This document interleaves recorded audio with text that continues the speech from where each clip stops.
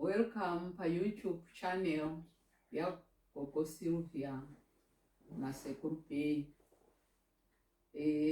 Topic yedu toda kumboti timbokutaurirai kuti zuva ratakasangana.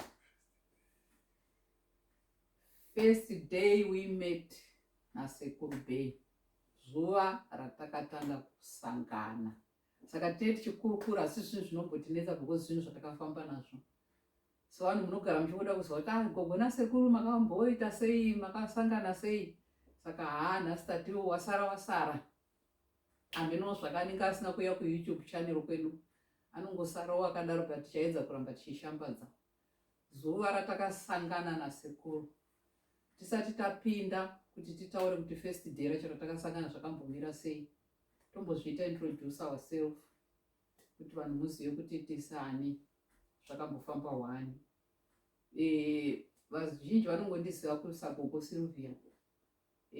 Ndakazvarwa mugore ndine 67 years dzandiri manje, ndo dzandave. Tagara tese 50 years tazivana, 48 years taroorana, tine vana vedu vana vatone mhuri dzavo, vakomana vatatu nevaroora, nemusikana mumwe chete nemukwasha. Saka ndiyo raramo yedu yatiri marriage. Tinobva kuZimbabwe, totaura Shona, ndiyo language yedu, asi yezvinezvi tigere tiri muno muUK. Saka sekuru vachamboti taureiwo. Ini ndiri 67, sekuru vari 69. Hello people, this is the YouTube channel for Gogo Sylvia. To those who are familiar with Gogo Sylvia might be aware that she is on YouTube, and people wanted to know more about our background. Gogo Sylvia, for your own information, is on 4 platforms. This is YouTube, Instagram, Facebook page, TikTok. For those who are familiar with TikTok, Gogo Sylvia is actually one of the celebrities on the TikTok platform. We were born and bred in Zimbabwe. For your own information, we come from Zimbabwe, but we are now based in the UK with the whole of our families. We were blessed with 3 boys and 1 girl. All of them now are married in their 40s. In addition to that, we were further blessed with 10 grandchildren coming from these 4 children of ours, with a split of 8 boys and 2 girls. We are very grateful of that. Gogo Sylvia is 67 and I'm 69. People want to know how we've managed to stay together with this good marriage, loving one another. We're going to tell you how we started, how we met. Today we're only just going to tell you about our first day of meeting each other, the day we met. This was exactly 50 years ago. And Gogo Sylvia is going to come in. She will be speaking in Shona, which is our vernacular language in Zimbabwe. And I will try to translate that into English. Reason why is we cover around the world. We've got the followers around the world. So we try to reach everyone. And we found that English was one of those medias which we can use to spread ourselves with the English language. So Gogo Sylvia is going to come in, speak in Shona, and I'll try to translate that into English. Ndichatanga ndakadai. Patakasangana hatina mbofunga kuti zvinhu izvo zvingazoita kudai. zvaita kunge dambe kunge majokisi. So because matangira acho vakaita ivo vandiona inini handange ndaona kuti mukomana uyu ari apo. Takanga tichiita kunge taigara inini ndaigara mudzimba dzepafactory pavaishanda, saka taatiri momo mukati mefactory imomo. Saka pakanga pane takshop iyi yanga yakagadzirwa inewe yekuti vari kugara mudzimba idzi dzefactory munenge muchitenga nesame window. Vari mukati mufactory vari kushanda vanopindawo futi votenga futi nepasame window. Saka taiti vari kunze nevari mukati tese tinoonana kuti uyu ari kutenga uyu ari kutenga. Saka ndopatakaonana ipapo, ndopatakasangana ipapo. Saka tatarisana kudai, ivo vakabva vangokandawo izwi rokuti munombogarawo here vasikana vakanaka kudai, inga tiri kungovatsvaga tisi kuvawana. Zvinei ndakabva ndatofara chaizvo kuti maiwe, saka ndakatonaka kaini. Saka munhu uyu atondiona kamukomana uyu. Saka ndakanzwa kufara nokusekerera kuti ndatonzi munhu akanaka. Ndo approach yacho yekuratidza kuti munhu ari kutsvaga zvokuda musikana uyu, ari kutotsvaga zvokunditsvaga. Saka ininiwo ndakanga ndisiri panguva yekuti ndiri kutsvaga zvokudai ndawana mukomana uyu. Ndakanga ndiri kutorukarukawo zvangu kadhoisi kangu kandakanga ndichiruka, because ndiri munhu aingofamba achikuita zvinhu zvake ndichingokurosha ndichingodaro. Saka ndakabva ndangoti zvinhu zvezvo zvandanga ndiri kuningira ndabva ndaisa paside kudai. Saka apa ndatobata chingwa changu chandanga ndatumwa namai kunzi enda unotenga chingwa tiwane chokudya pabreak. Yanga iri break time. Avawo vanga vari kutsvagawo chingwa chokuti vadyewo pabreak time. Saka ndo coincidence yacho yekuti yakabva yango love at first sight. Ndokutongoonana kwatakaita ipo, kungotarisana nemaziso vatokanda izwi. Inini ndabva ndatongotarisawo ndikati aiwa isusu tinogara munomu, zvikanzi tiri kuvatsvaga vasikana vakanaka kudai tichivashaya munomu. Ndikati ndofunga nzira yako yaunofamba nayo unofamba nekupi? Zvikanzi ndinofamba nekuseri. Ndikati ukapinda nepakati apa pane nzira inotofamba inobuda yakadaiwo ichizopinda futi mufactory. Saka iwo nzira vari kutora iri kuseri. Saka inini ndinogara nzira iri kunoko kufrando. Saka ndakanga ndikuda kumuratidza kuti azive kuti kune dzimwe nzira dziriko dzekuti isusu tinogona kubuda takadai mopinda makadai. Saka ndiko kuwanana kwacho kwatakaita kuti tionane that very first day. But apa kwakanga kuri kuitira kuti kana ari kundida zvechokwadi zvaakanda izwi rake rekuti vasikana vakadai havari kumbowanika kupi, kana achindida achateedzana ikoko kwandataura. Ndoyanga iri wei yangu yemadairiro acho andakanga ndichiita. Saka ivo regai vambotsanangura tinzwawo kuti vakazvifambisa sei pazuva iri. This is very interesting. I tell you, we are now talking of 50 years ago. But the meeting of the two of us was just a coincidence, a funny thing. Even to recall it today, I still say, how did it happen? I still don't know how it happened. We are talking 50 years ago, and I was working at this factory. It was a factory in Zimbabwe. This factory had a shop which they call a tuck shop in Zimbabwe. It's like in UK they can call it a corner shop or whatever. It supplied things like bread, groceries, whatever.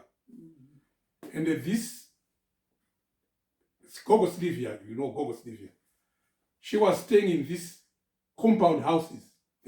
They used to call them compound houses. They were houses which were built for people who were working in the factory. So she was staying with her parents in that compound houses. So it just happened that at 10 o'clock, exact 10 o'clock, it was our break time. I went to this shop to buy my bread for tea time. It was tea time. And this shop had the serving window on the side of the factory and another serving window on the other side of the compound houses. So I just popped through my head to talk to the men who are selling bread, to say, I need bread. Sylvia was also popping her head inside in the shop, also wanting bread. And our eyes just met like that. It was just love at first sight. I said to myself, There are so beautiful women here around here. How come that where do you stay? And it shocked her. She can take it from there now. Saka ini pandakambodzwa mazwi munoziva kuti munhu kana ukagona kuti una approacha munhu newe yekuti inenge yakamira sei, ndakangoti uyu zvazoti vasikana vakanaka kudai ndofika asati agona vasikana vakanaka sei. Saka pandakazomuratidza manje kuti ndinogara ndakadai kofamba wakadai yaveriwe yekutoti ndatomuwana munhu akutsvaga vasikana vakanaka so atonditi ndakanaka zvinondotorewedzera kunaka kwacho, nokuti kana achindida kana achauya nenzira yandataura yacho iyo yekuti uya nekuseruka. Saka sokufamba kwenguva akazenga akuuyo achitaimirawo zvaimwe zvinongoitawo vakomana. Saka ndakutoziva kuti ndiye munhu uya achipfuura ndikati ipopo pauri kungopfuura napapa ndakuona mazuva mairi apfuura uchipfuura uchidai ndopandinogara panapa. Saka ndandichikuona zvamwe chidongorera nepahwenda. Saka ndaida kuona kuti uri munhu ari kutsvaga vasikana vakanaka zveshuwo here kana kuti uri kungoita zvako zvedambe zvongopfuura zvokuti dai vasina kuzongouyawo nerodhi yacho ndakandichingotoo zvangopfuurawo zvakadaro. Asi kana munhu akanzi ndiye wako wauchazove naye zvinotongoitika chiite izvozvo. Saka pavakazenga vakupfuurawo vachingoya ndakazosvikawo manje pakungoti ndichingobuda ndivamhurise ndobva vakoti ndopauri panapa ndopaunogara panapa. Saka ndaita rakika iyi. Saka pavakanditara ndaitofunga kuti uri kunyepa. Kana zita racho zviya wakati unonzi hani takutotaura namazita edu takambotaura mamwe mazita ekunyepa vanga vane ravo rokunyepa. Ini ndine rangu rokunyepa amene kuti zvakazvambofamba sei. Saka ravo vakati ndinonzi Darlington. Ini ndobva ndataura ndika ndinonzi Loveness. Saka zvakazoitika vaende zvokuti tazogara ndakachikowa Joyce Darlington. Saka ini zita ravanga vakangozvipa rokunyepa.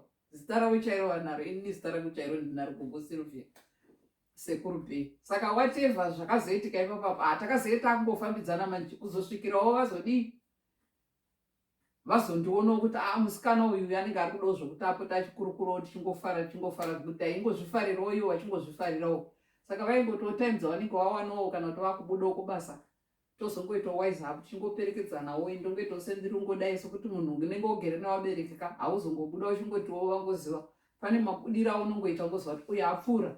Saka uyu adaiwo. Saka takazosvika zuva ratakazonyatsotaura manje kuti inini mazwa wakakanda yekuti unondida ndiri kukuda wena. Saka inini ndakanga ndatoona kudhara kuti munhu uyu ndikatongoruza zviri ipapapa zvandaona handifungo ndinozomuona futi. Pane zvandakaona tichazokutaurirai kuti chii chakamboitika neimwe nguva. Apa tiri kungotaura chete zvezuva ratakasangana. Saka ndokungovada kwandakaita ipapa. Saka patakanga ndavana kudaro ivo vakazongoti saka ime lucky man ini ndiri munhu ari kuzofara zvokufara zvei. Vakatanga kufara. Handizivi kuti vakanga vachifarei vachazozvitaura vega kuti chii chakanyatsoita kuti chivafadze vaona kuti musikana uyu azondida. Then from there she just told me that, well, I live within the compound. If you are real serious, this is the way how you can walk. This is the way how you can come and see me. She wasn't all that difficult, to tell you the truth. But I had to wait for over 3 weeks before she said yes. So I was always checking on her all the time. She would just talk to me and still waiting for the answer. By and by, that's when she said, now, well, I also love you. But I had given her my other name, which is not known at all, which was a fake name. And she had also given me a fake name, which we had to later review later during the later days that actually that name isn't my name. And she also said even that name wasn't my name.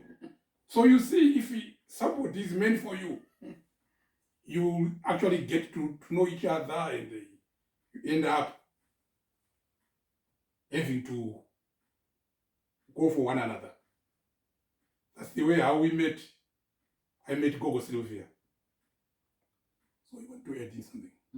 Saka pandakasangana nawo mukomana uyu akanga akapfeka ovhorosi yake yekubasa. Vaingoratidza kuti munhu anga akangopfekawo wekuya yake. Saka pandakazenge takuzosangana patinenge takuonana nobva ndangoona kuti mukomana akuratidza kuti ari kutoshaya kana bhutsi yekupfeka mumakumbo. He had nothing. Munhu uya uya akanga akangoita zviya zvokuti hapana chanacho. Munongoziva maweki uya anofukidzira. So kana wakapfeka jombo rako, wakapfekawo kana kuti chiovhorosi chako kubasa, unongoita songe hameno wangofanana nevamwe vari wazokumba kwako manje wakuda hauzouya wakapfeka jombo riya nokuti hakusiri kubasa maakusangana pamati munozoonana. Saka patakazosangana paye ndakutarisa ndiona munhu uyu anengewo munhuwo zvake uya ari kungozvitambudzikira. He had nothing. Ichi ndicho chokwadi chandiri kutaura kuti munhu anga asina hake chinhu chaanacho, but chaanga ainacho pamwoyo wake nepfungwa dzake nokumuona ikutero kuti munhu uyu ane rudo rwokuda munhu. Ndo chinhu chandakanyatsoongorora. Maybe vakanga vangonzi ndevangu baba vari apa, asi ndokuona kwandakaita nekufamba kwatakazenge tichiita nenguva. But vakazonditsananguriro ivo vega kuti aina handinawo chandinacho. To tell you the truth, ndiri munhu uya uya ari kutoitawo zvokungotamburira. Ndiri kutobvawo kuchikoro, ndichangotanga kushanda. Ndakakurawo ndakadai zvavo kunditsanangurira background yavo kuti munhu akakurawo achidai matsananguriro avaindiita. Saka inini ndaingotora chitongoti regerai ndimbofamba naye tichimboona kuti nguva iri kufamba sei. Munhu uyu anenge ane rudo. Saka iye kudiwa kwaakaitwa neni chakava chinhu chakava chikuru kwazvo kwaari, chokuti ndadiwa nemusikana uyu. Nokuti mumwe musi vaifunga kuti pamwe ndinogona kungosadiwa nekuve puwa kwangu semunhuwo ndisina chandinacho. Munhu uyu akandinhonga, takatanga kusangana apo ndakapfeka zvakadai, zvaazondionawo ndisina kana chandiri kunyatsotiwo ndakapfeka mugumbo makapfeka kapatapata, trauzi rakangosungwa-sungwa, munhu haana kana belt. Unyatsoona kuti munhu ari kuita zvokustruggle, asi takangodhonza takadaro. Yeah, what she is trying to put across, as I said, I was working at this factory. I was putting on my overall. Because I wasn't doing these white collar jobs. You might think I was putting on a nice tie or whatever. No, I was actually putting on an overall. Same as everyone in the factory working as everyone in the factory putting an overall. Of course, what she is putting across to you is I came from a background which wasn't all that rich. Mm-hmm. I came from a simple, humble family. My background was very poor, but the good part of it, my parents had sent me to a high school. So I was working at this factory, but I had a high school education, which later on in my years to come helped me to further to end up where I am where I am today. I remember she came to my room where I was lodging. I remember I was lodging in a one room, and she saw that this guy had nothing. I remember I had only one pair of shoes, pair of socks, 2 trousers, maybe 3 shirts and whatever. I had completely nothing. Our beginning with Kogosirivia was from scratch. So what I'm trying to teach you people is, life you can start from scratch. And then you build yourself up. We started from very scratch, from a very humble beginning. I grew up in a village, in a remote area where I had cattle, sheep and goats. I'm very familiar with all those things. But of course, as I said, I had an advantage. My parents managed me to send me to a high school, which I later on used to further up my education in the later years. Because he wants to come in after seeing that I was very poor. Ndangoona zvangu kuti munhu ari ndakaramba ndakangoshingirira because chandaingoona benzi chekuti munhu anoda munhu uyu, munhu anondida nemwoyo wake wese, kunyange dai pasinawo chaanacho.